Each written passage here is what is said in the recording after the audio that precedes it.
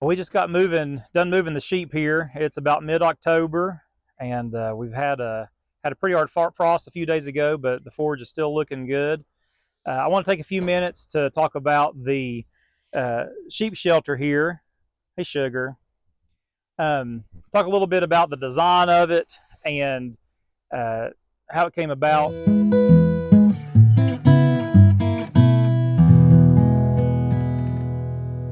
We don't have very much shade in our pasture, and so I needed to provide some mobile shade, some mobile protection from the weather, and to be able to move it very easily. So being lightweight was one of the main things that drove the design of this. And so one of the first things is the choice of wood. And so for this, I chose poplar. It's strong, but it's also very light. And what I use is I get sawmill 2x6 lumber, and then I'll rip it down into 2x3. And so I can pretty much double my lumber when I do that, and it provides enough strength and structural integrity for the sheep. They'll, especially in the spring when they're shedding their coats, they'll come out here and they'll rub all over it. Um, it's not perfect. There's a little bit of wobbles in it. There's a little bit of uh, I've had to put a brace or two back in it since then, but it's held up well over the past couple years. So I highly recommend, if you're looking at this, to getting some poplar, and and if you can get some 2x6 and rip it down like that, that provides you with a really good base for your shelter. Now it's about 9 foot by 9 foot.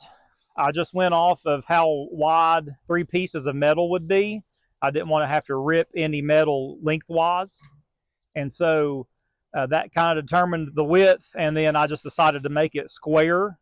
And so that's how I ended up with the 9 foot by 9 foot. There's no magic calculation on it that I did with the sheep. Just I've been observing them over the past couple years, and 10 to 12 is about what we have in here, and that seems to be about the max that I would want under this size. May want to provide something a little bit bigger with a bigger flock.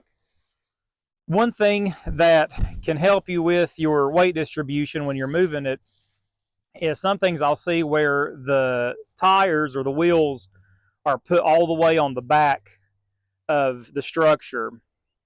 I wanted to put the wheels in. This is probably about 75% maybe from the front to the back where your wheels are. And that helps. So when I pick up the front, some of the weight's actually behind the wheels, and it helps just a little bit with your weight distribution. You could, if you're building something a little heavier, maybe move those wheels up a little bit. The other concern I had with it was wind catching it. I didn't want something with it way up and be able to tip over really easily. And so I kind of landed on that distance right there for my wheel placement to make it hopefully a little easier to move, but also not too bad in the wind. As far as that goes, this thing has been flipped over once by the wind, and we came out here, and me and Laura came out here and flipped it back over pretty easily. So it wasn't too big of a deal, and it's only happened that one time. So I'll take one time in 2 years with the wind that we have come through here.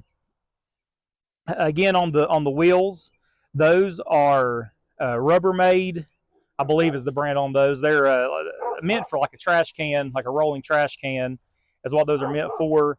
I started off with bicycle tires, and they just did not hold up. They were doomed from the beginning. I limped along with those for probably 6 months or so, and then broke down and bought these for it. And it's a solid 5/8 inch axle through there, and it has bearings in those wheels, and it rolls smoothly. I've moved it from several hundred feet before, and it goes very smoothly. The handle on the front, once again, there's no magic formula for this. I kind of held my piece of wood up here and started eyeballing about where I thought would be a good distance to be able to squat down and then pick it up and have it roll without catching on anything as I went. There's plenty of holes and mounds and stuff to go through, and we have a small creek bed to go through, and so I wanted those front feet off the ground a decent amount when I was moving it, and so this puts the handle, I would say, probably at about 2 feet or so, give or take a little bit. Yeah, about knee high on me. Yeah. Um, and so that's about where that handle sits. Obviously, you know, depending on your height and your preferences, that can be adjusted. Think about the only other thing left to talk about is we do have just a small mineral feeder on the back, and being able to put that on the shelter, that just gives me one less thing that I have to move separately. Um, I'll fill that up every few days. It just depends on the time of year and how what they're intaking as to how much they're using. But that lets me put that under there and keep it out of the weather, and to not have to move a separate mineral feeder.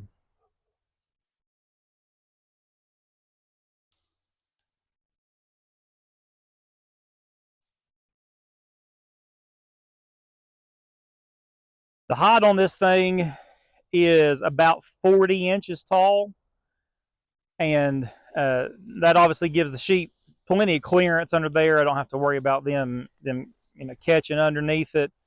So it's about 40 inches tall, and like with the 8 foot by 8 foot frame, and then the metal on top ends up being about 9 foot by 9 foot. And so that's kind of the dimensions, like I said, for about 12 sheep or so. Need to get Sugar over here. Here, you back up. Hey, Sugar, you not gonna come here? She thinks you got something. There you go, girl. Well, I hope that gives you some ideas on maybe making a shelter of your own, a portable shelter. Um, Always keep in mind, the lighter the better. The less equipment you have to move it, the better, especially on this scale. You don't want to be firing up a tractor or four-wheeler every couple days to move this. It just makes sense to come out here and just pick it up and roll it, and that be that. So always keep in mind the weight, light weight, and if you have any questions or comments, leave them, drop them in the comment section, and we'll try our best to answer them.